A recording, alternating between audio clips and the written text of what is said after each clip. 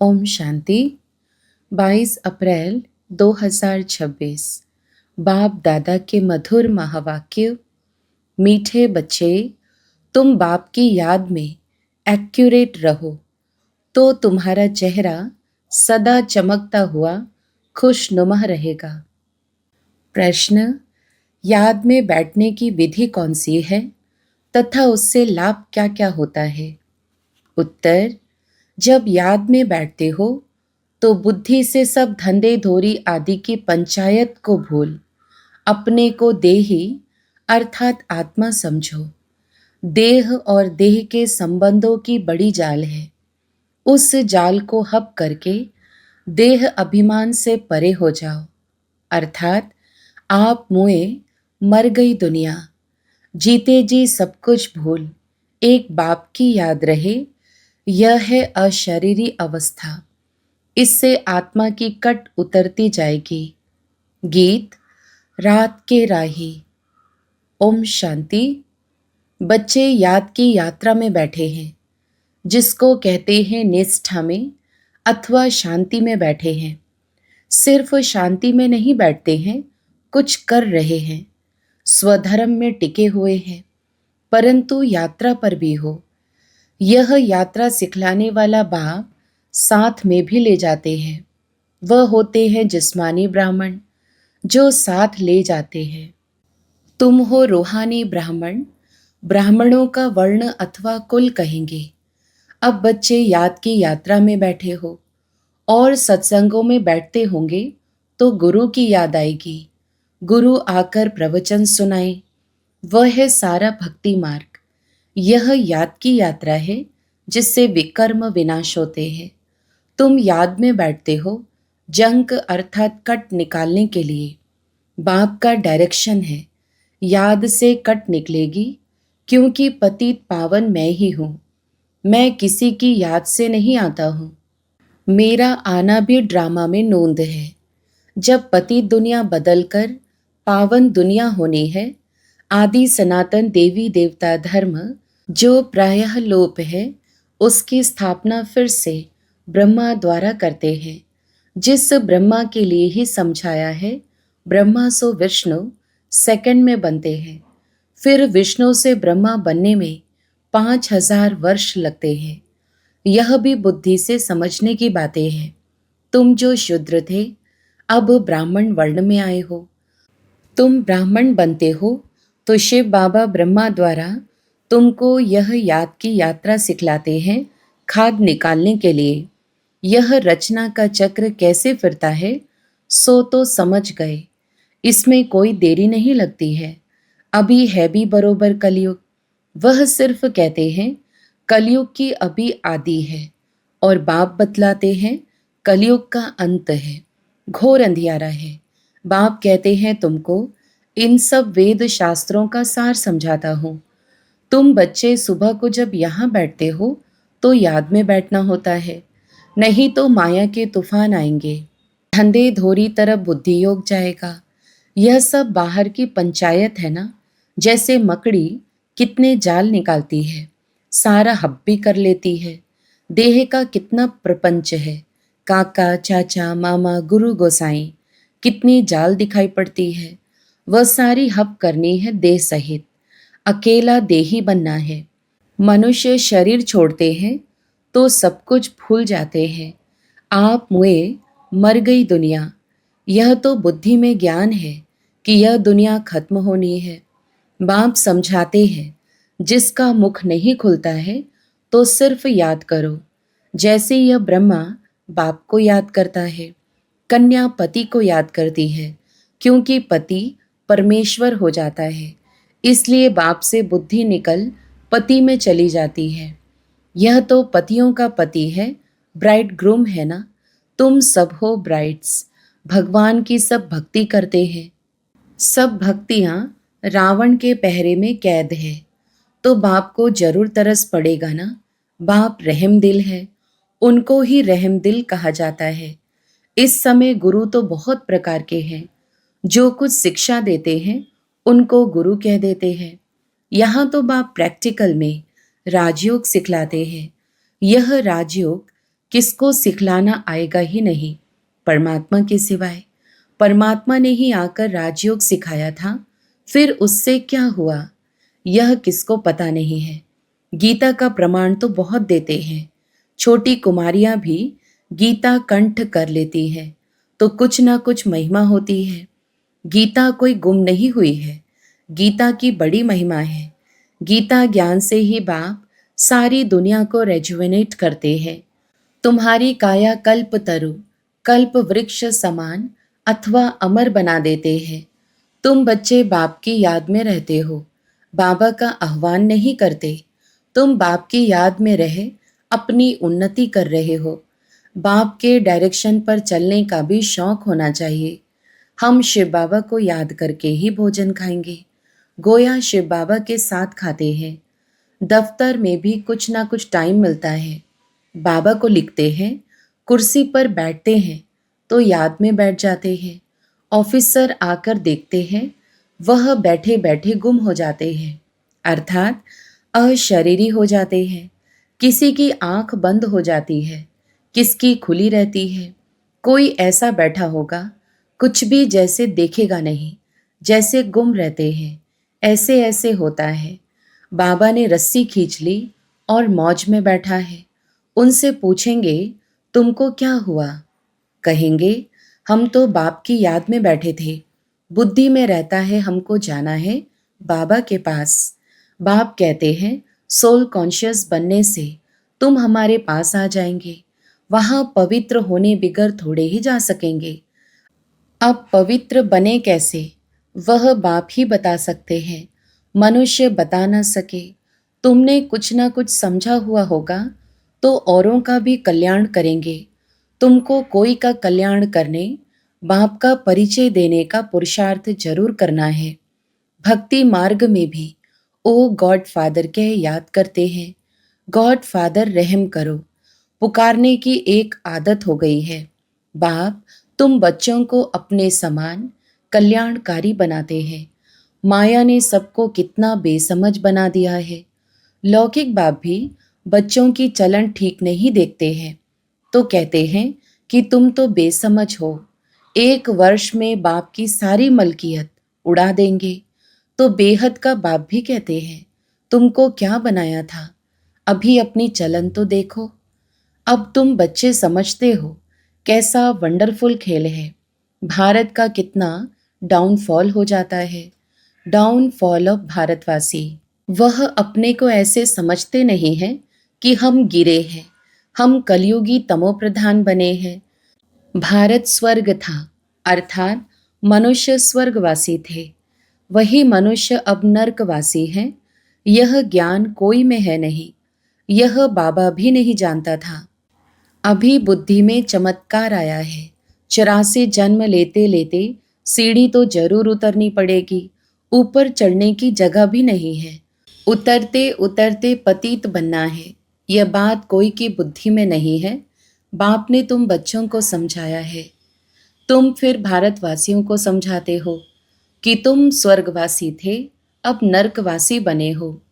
84 जन्म भी तुमने लिए हैं, पुनर्जन्म तो मानते हैं ना, तो जरूर नीचे उतरना है। कितने पुनर्जन्म लिए हैं वह भी बाप ने समझाया है। इस समय तुम फील करते हो हम पावन देवी देवता थे, फिर रावण ने पतित बनाया।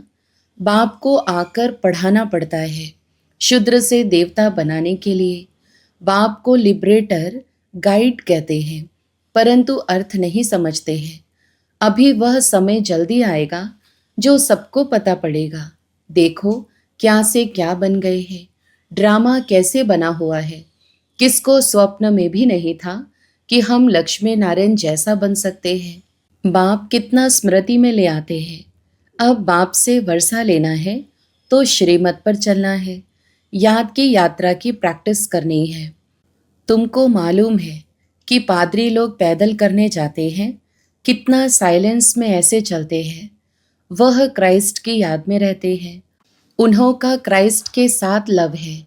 तुम रूहानी पंडों की प्रीत बुद्धि है, परम प्रिय परमपिता परमात्मा के साथ। बच्चे जानते हैं नंबरवार पुरुषार्थ अनुसार कल्प पहले माफिक राजधानी जरूर स्थापन होगी। जितना पुरुषार्थ कर श्रीमत पर चलेंगे। बाप तो बहुत अच्छी अच्छी मत देते हैं, फिर भी ग्रहचारी ऐसी बैठ जाती है जो श्रीमत पर चलते ही नहीं है। तुम जानते हो, श्रीमत पर चलने में ही विजय है, निश्चय में ही विजय है। बाप कहते हैं तुम मेरी मत पर चलो। क्यों समझते हो कि यह ब्रह्मा मत देते हैं? हमेशा समझो शिव बाबा राय देते हैं। वह तो सर्विस की ही मत देंगे। कोई कहेंगे बाबा यह व्यापार धंधा करूं। बाबा कोई इन बातों के लिए मत नहीं देंगे। बाप कहते हैं मैं आया हूं पतित से पावन बनाने की युक्ति बताने, ना कि इन बातों के लिए। मुझे बुलाते भी हैं, हे पतित पावन, आकर हमें पावन बनाओ। तो मैं वह युक्ति बताता हूँ, बहुत सहज। तुम्हारा नाम ही है गुप्त सेना। उन्होंने फिर हथियार बाण आदि दिखलाए हैं, परंतु इसमें बाण आदि की कोई बात ही नहीं है। यह सब है भक्ति मार्ग। बाप आकर सच्चा मार्ग बताते हैं, जिससे आधा कल्प तुम सचखंड में चले जाते हो। वहाँ दूसरा कोई खंड होता ही नहीं। किसको समझाओ तो भी मानते नहीं कि यह कैसे हो सकता है कि सिर्फ भारत ही था। क्राइस्ट से 3000 वर्ष पहले भारत स्वर्ग था ना, तब और कोई धर्म नहीं था। फिर झाड़ वृद्धि को पाता रहता है। सिर्फ तुम अपने बाप को, अपने धर्म कर्म को भूल गए हो। देवी देवता धर्म का अपने को समझते तो गंदी चीजें आदि कुछ भी नहीं खाते, परंतु खाते हैं क्योंकि वह गुण नहीं है, इसलिए अपने को हिंदू कह देते हैं। नहीं तो लज्जा आनी चाहिए। हमारे बड़े ऐसे पवित्र और हम ऐसे पतित बन गए हैं, परंतु अपने धर्म को भूल गए हैं। अभी तुम ड्रामा के आदि मध्य अंत को अच्छी रीति समझ गए हो। कोई भी ऐसी बात हो तो तुम कह सकते हो कि यह पॉइंट्स अभी बाबा ने बताई नहीं है, बस। नहीं तो मुफ्त मूंछ पढ़ते हैं। बोलो हम पढ़ रहे हैं, सब कुछ अभी ही जान लें, फिर तो विनाश हो जाए। परंतु नहीं, अभी मार्जिन है, हम पढ़ रहे हैं। अंत में संपूर्ण पवित्र हो जाएंगे। नंबरवार पुरुषार्थ अनुसार कट निकलती जाएगी तो सतो प्रधान बन जाएंगे। फिर इस पति दुनिया का विनाश हो जाएगा। आजकल कहते भी हैं कि परमात्मा कहाँ जरूर आया है, परंतु गुप्त है। समय तो बरोबर विनाश का है ना। बाप ही लिबरेटर गाइड है जो वापस ले जाएंगे। मच्छरों सदृश मरेंगे, यह भी जानते हैं। सब एक रस याद में नहीं बैठते हैं। कोई का एक्यूरेट योग रहता है, कोई का आधा घंटा, कोई का 15 मिनट, कोई तो 1 मिनट भी याद में नहीं रहते हैं। कोई कहते हम सारा समय बाप की याद में रहते हैं, तो जरूर उनका चेहरा खुशनुमा चमकता रहेगा। अतीन्द्रिय सुख ऐसे बच्चों को रहता है, कहाँ भी बुद्धि भटकती नहीं है। वह सुख फील करते होंगे। बुद्धि भी कहती है एक माशूक की याद में बैठा रहे तो कितनी कट उतर जाए, फिर आदत पड़ जाएगी। याद की यात्रा से तुम एवर हेल्दी एवर वेल्दी बनते हो। चक्र भी याद आ जाता है। सिर्फ याद में रहने की मेहनत है। बुद्धि में चक्र भी फिरता रहेगा। अभी तुम मास्टर बीज रूप बनते हो। याद के साथ स्वदर्शन चक्र को भी फिराना है। तुम भारतवासी लाइट हाउस हो, स्पिरिचुअल लाइट हाउस। सबको रास्ता बताते हो घर का, वह भी समझाना पड़े ना। तुम मुक्ति जीवन मुक्ति का रास्ता बताते हो, इसलिए तुम हो स्पिरिचुअल लाइट हाउस। तुम्हारा स्वदर्शन चक्र फिरता रहता है। नाम लिखना है तो समझाना भी पड़े। बाबा समझाते रहते हैं। तुम सम्मुख बैठे हो, जो पिया के साथ है उनके लिए सम्मुख बरसात है। सबसे जास्ती मज़ा सम्मुख का है। फिर सेकंड नंबर है टेप, थर्ड नंबर मुरली। शिव बाबा ब्रह्मा द्वारा सब कुछ समझाते हैं। यह ब्रह्मा भी जानते तो है ना, फिर भी तुम यही समझो कि शिव बाबा कहते हैं। यह ना समझने कारण बहुत अवज्ञा करते हैं। शिव बाबा जो कहते हैं वह कल्याणकारी ही है। भल अकल्याण हो जाए वह भी कल्याण के रूप में बदल जाएगा। अच्छा, मीठे मीठे सिकिलदे बच्चों प्रति माता पिता बाप दादा का याद प्यार और गुड मॉर्निंग। रूहानी बाप की रूहानी बच्चों को नमस्ते। हम रूहानी बच्चों की भी रूहानी माता पिता बाप दादा को याद प्यार, गुड मॉर्निंग और नमस्ते। धारणा के लिए मुख्य सार। पहला, बाप के हर डायरेक्शन पर चलकर अपनी उन्नति करनी है। एक बाप से सच्ची सच्ची प्रीत रखनी है। याद में ही भोजन बनाना और खाना है। दूसरा, स्पिरिचुअल लाइट हाउस बन सबको मुक्ति जीवन मुक्ति का रास्ता बताना है। बाप समान कल्याणकारी जरूर बनना है। वरदान, ईश्वरीय शान में स्थित रहे हर कर्म शानदार बनाने वाले सर्व परेशानियों से मुक्त भव। विस्तार, सदा इसी ईश्वरीय शान में रहो कि मैं बाप दादा का नूरे रत्न हूँ। हमारे नैनों व नज़रों में कोई भी चीज़ समा नहीं सकती। इस शान में रहने से भिन्न भिन्न प्रकार की परेशानियाँ स्वतः समाप्त हो जाएंगी। कोई भी प्रकार की कंप्लेन नहीं रह सकती। जितना जो अपनी ऊंची शान में स्थित रहते हैं उन्हें मान भी स्वतः प्राप्त होता है और उनके हर कर्म शानदार होते हैं।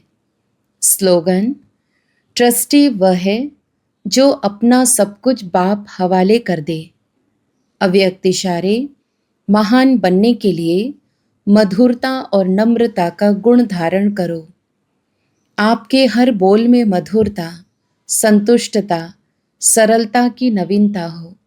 ब्राह्मण आत्माओं के बोल साधारण बोल ना हो। यही महानता और यही नवीनता है। मधुर बोल, मधुर संस्कार, मधुर स्वभाव द्वारा दूसरों का भी मुख मीठा कराते रहो। सदा अथक भव और मधुर भव के वरदान से बढ़ते उड़ते चलो। अच्छा, ओम शांति।